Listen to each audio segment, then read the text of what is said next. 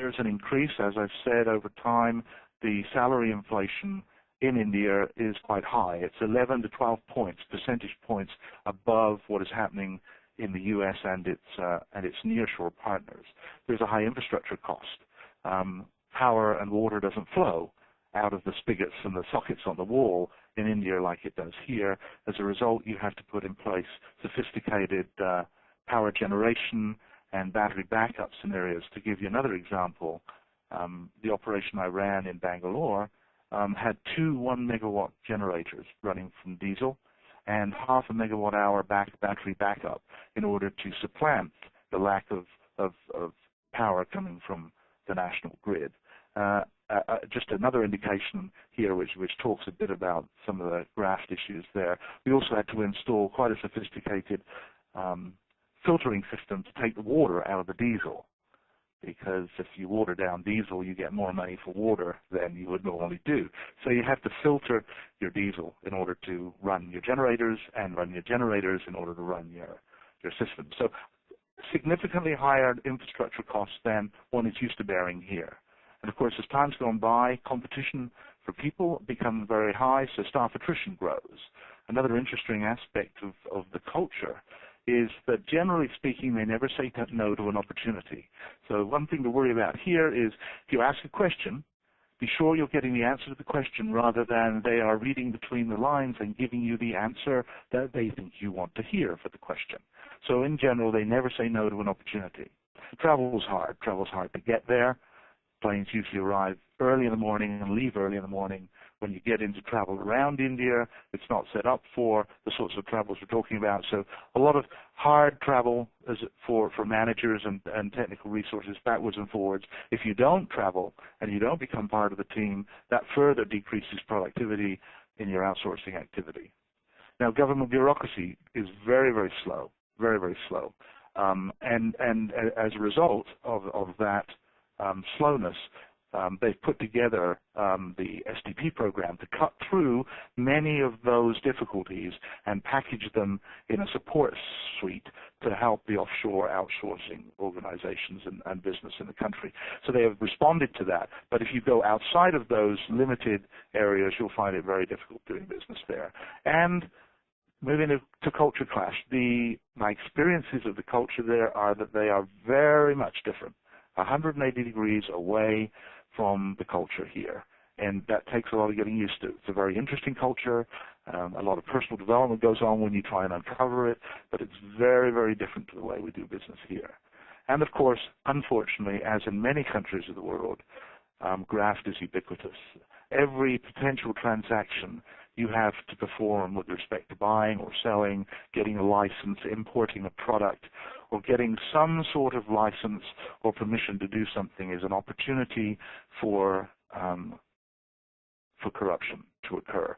And just as an idea here, just as a thing to worry about, and as a U.S. citizen, as a U.S. company, there's a set of laws that require us not to involve ourselves in any form of graft anywhere in the world, the Foreign Corrupt Trade Practices Act. So that law applies to us wherever we are in the world. Now, I spend a fair amount of time on this slide. I'm going to go faster on the other two because I think I've touched on a number of the issues here that are duplicated to some degree or of another. So let's move off of India and move to China. Again, what worked? Well, again, an excellent supply of well-educated people. Again, lower costs than we're used to over here. Again, because of 20 years of evolution and focus, we've got excellent process capability, and again, an extremely supportive government for these activities. Again, very similar to you find in India. What didn't work so well, or what has peculiar challenges, again, is the time zone. Not quite the same time zone issues as India, a little closer in a sense, but still out of phase completely with the U.S. English challenge.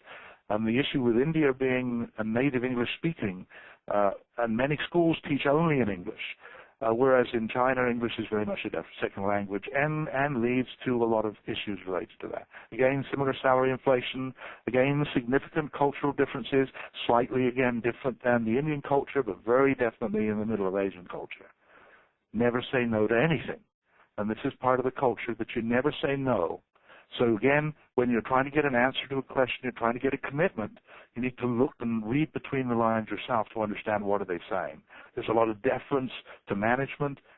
Never interfere, never embarrass your manager, and those things tend to have an impact on the way you do business.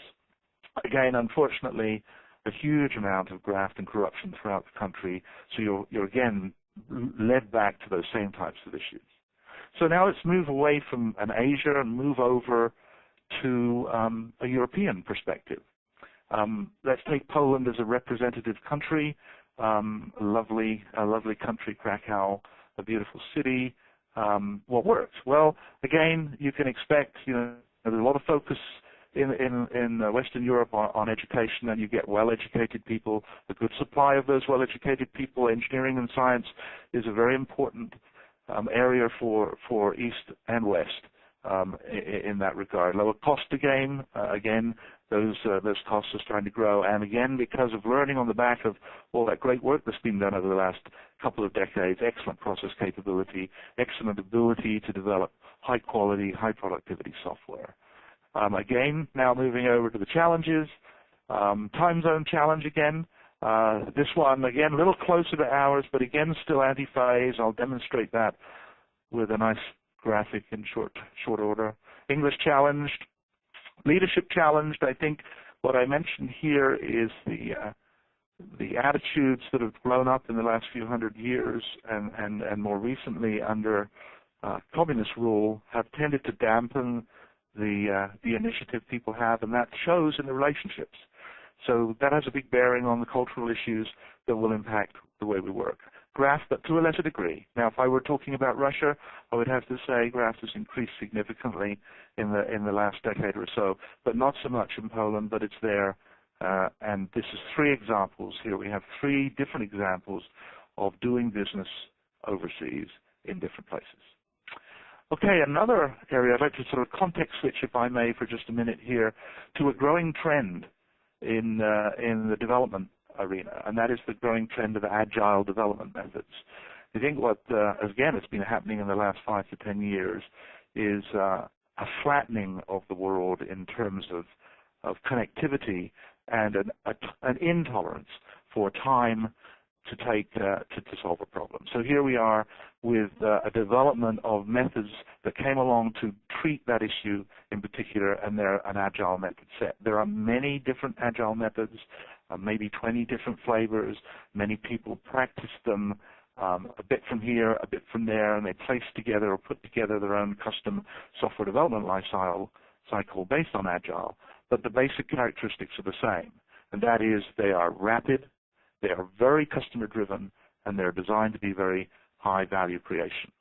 Productivity is enhanced through this activity, especially for small to medium-sized products.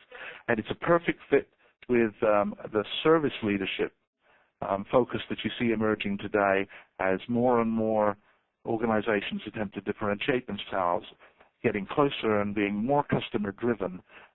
It's a perfect fit. Agile methods are a perfect fit for these activities. The methods, however, depend on a fair degree of time proximity. Trying to get very rapid cycles of learning between customer and developer.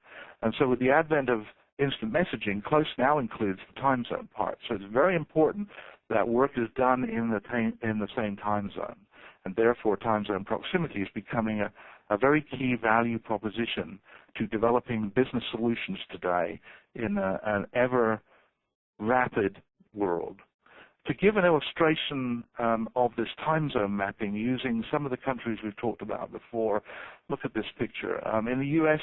census, a U.S.-centric model, so at the very top level here we have the work week for the U.S. being from, let's say, notionally 8 to 5, and that's indicated in green. But now when you start to look at the working day in India, in China, in Poland, you notice all of them are anti-phase, and therefore they're unable to take advantage of this proximity, this rapid cycle of learning scenario that current methods are so dependent upon.